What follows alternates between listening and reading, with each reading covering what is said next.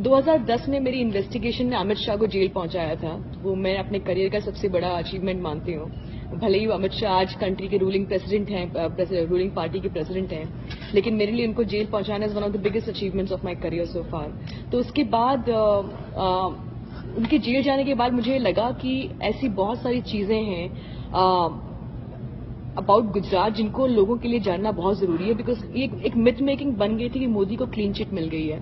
और मेरा ये हमेशा से कहना है कि मोदी को क्लीन चिट वाली जो मिथ मेकिंग है उसको खत्म होना चाहिए, बिकॉज वो कभी एक्यूज्ड नहीं थे केस में। तो इसीलिए मैंने ये डिसाइड किया कि मुझे अंडर कवर जाना चाहिए। तहलका की मुझे पूरा सपोर्ट था।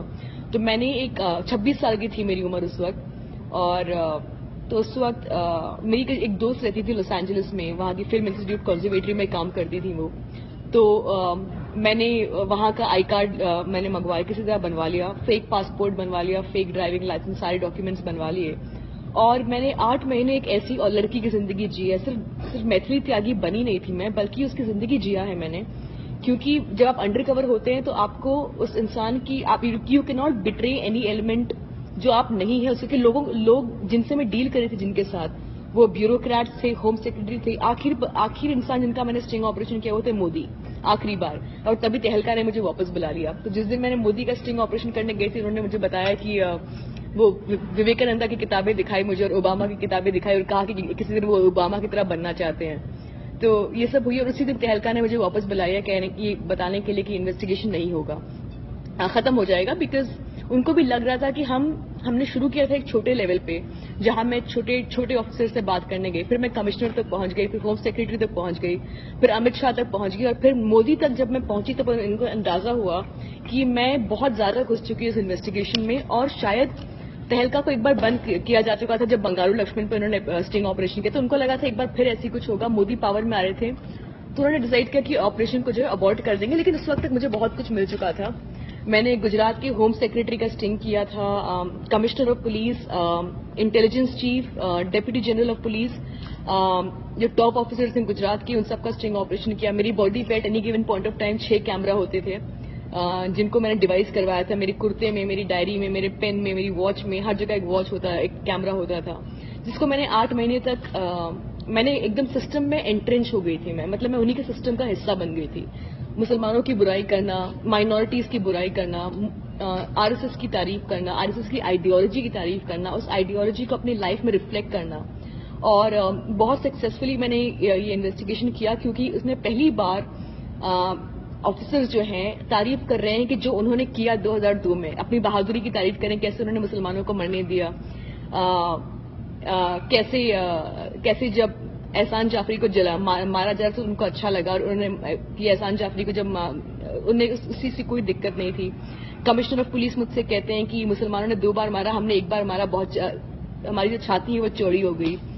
हरेन पंड्या मर्डर में जो इन्वेस्टिगेटिंग ऑफिसर है, हरेन पंड्या बहुत बड़े राइवल थे मोदी के, उनका अचानक मॉर्निंग वॉक पे गया, उनको मार डाला गया।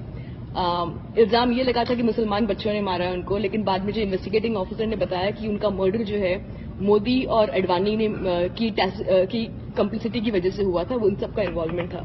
आइडली इन सब खुलासों के बाद इंडियन मीडिया को बहुत बड़ा कैंपेन करना चाहिए था। एसआईटी जो इन्वेस्टिगेट कर रही है उसे टेप्स मांगने चाहिए थे मुझसे, लेकिन ऐसा कुछ हुआ नहीं। मेरे बुक लॉन्च पे हिंदुस्तान के सारे एडिटर और जर्नलिस्ट मौजूद थे, कांग्रेस पार्टी, कम्युनिस्ट पार्टी, जितने पॉलिटिकल पार्टीज हैं उन सब के लीडर्स मौजूद थे मेरे बुक लॉन्च पे। लेकिन अगले दिन एकदम सन्नाटा था, किसी ने कुछ नहीं कहा, क्योंकि मोदी पावर में आ चुके थे।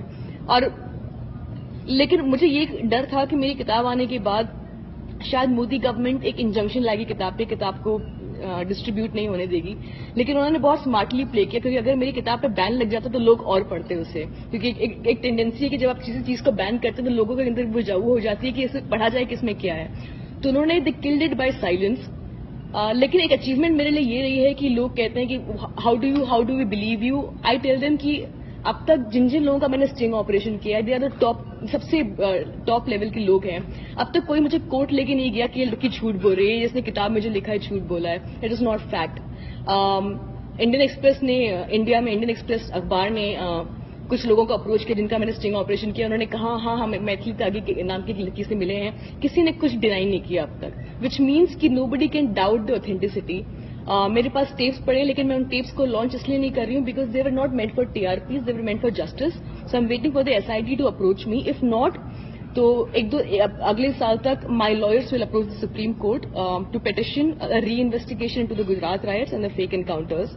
अखबार हैं जो हिंदुस्तान के अखबार, बिजनेस स्टैंडर्ड वगैरह, उन्होंने कहा है कि this is India's Watergate moment. जब वाटरगेट स्कैंडल हुआ तो निक्सन ने रिजाइन किया था, तो बिजनेस स्टैंडर्ड ने लिखा है कि this is that moment for India when Modi should resign.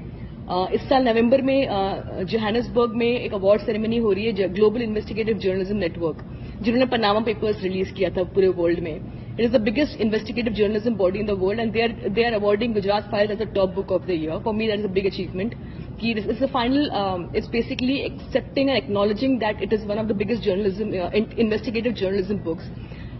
Hindustan के सारे एडिटर्स ने मुझे फोन किया बताने के लिए कि इस खबर के बाद मोदी को आइडियली स्टेप डाउन कर देना चाहिए, लेकिन उनके हाथ बंधे हुए हैं, वो कुछ नहीं कर सकते हैं। हिंदुस्तान के सबसे बड़े एडिटर्स जो मेरे दोस्त हैं, सब मुझे फोन करके शाबाशी दे रहे हैं, लेकिन उनमें से किसी की हिम्मत नहीं है कि ओपनली कुछ बोले। हालांकि एक सपोर्ट मेरे लिए जो रहा है, सबसे बड़ा सपोर्ट रहा है, वो है रीजनल मीडिया का।